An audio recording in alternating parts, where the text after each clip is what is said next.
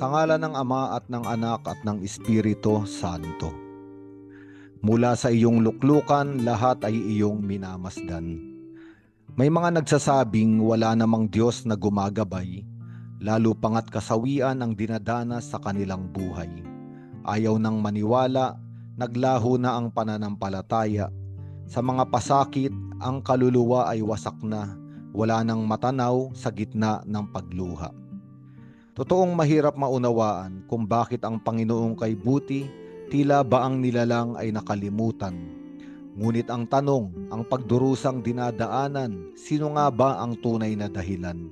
Minsan ay isinisisi sa may kapal ang mga masamang nangyayari. Ngunit kung susuriin, ito ay likha din ng ating mga sarili. Ang salmo sa araw na ito ay isang patotoo tungkol sa bayan ng Jerusalem, sa bundok ng Sion naroroon. Mga taong itinatag ng may likha sa paglakad ng panahon ay lumayo sa kanyang tipang nilalayon.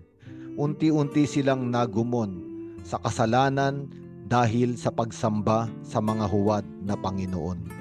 Kaya naman sila ay nakubkob ng mga kaaway, sa kanilang kapalaluan napakarami ang namatay. Ito ba ay nais ng Diyos na mamasdan? Makita na ang pinili niyang bayan ay masadlak sa kapahamakan? Sabi sa aklat ni Propeta Ezekiel, hindi nais ng Diyos na ang tao sa sala ay mamatay, kung hindi magbalik loob, talikdan ang maling pamumuhay. Manumbalik sa pagsalig sa puong puno ng pag-ibig, buhay ay muling tatamuhin, sa kamatayan siya ay sasagipin. Kaya naman ang may kapal mula sa kanyang luklukan, tayo ay kanyang minamasdan. Hindi niya tatalikdan mga minamahal niyang binigyan ng kaligtasan. Kaya ang awit natin ay panalangin para sa atin. O poon, ikaw ay mahabag, tulungan ng Sion. Kung iyong itatayong muli ang bayan mong inampon, ika'y mahahayag doon, Panginoon. Daing ng mahihirap ay iyong diringgin, di mo tatanggihan ang kanilang mga panalangin.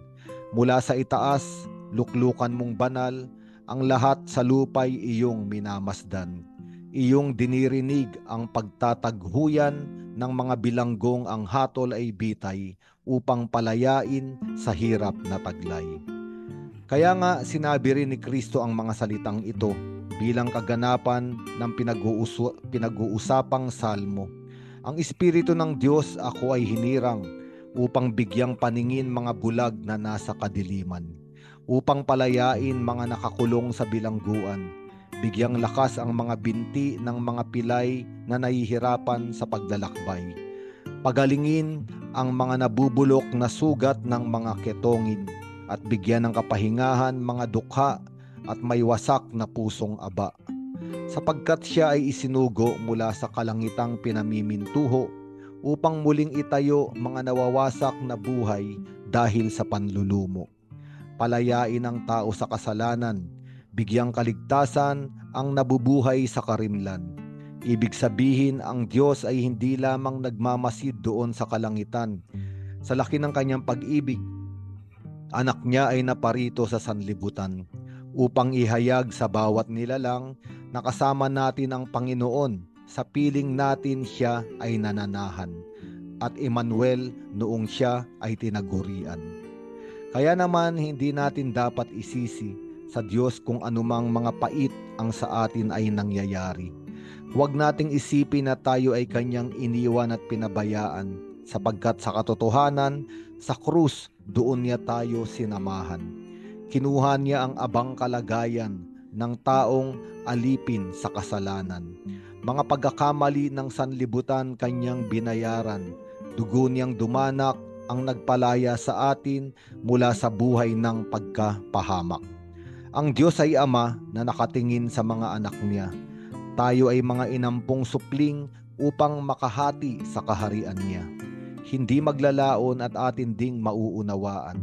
Nasa gitna pala ng ating mga kapighatian, siya ay naroon at tayo ay pinapatnubayan. Luwalhati sa Ama at sa Anak at sa Espiritu Santo, kapara noong sa unang-una, ngayon at magpakailanman, at magpasawalang hanggan. Amen.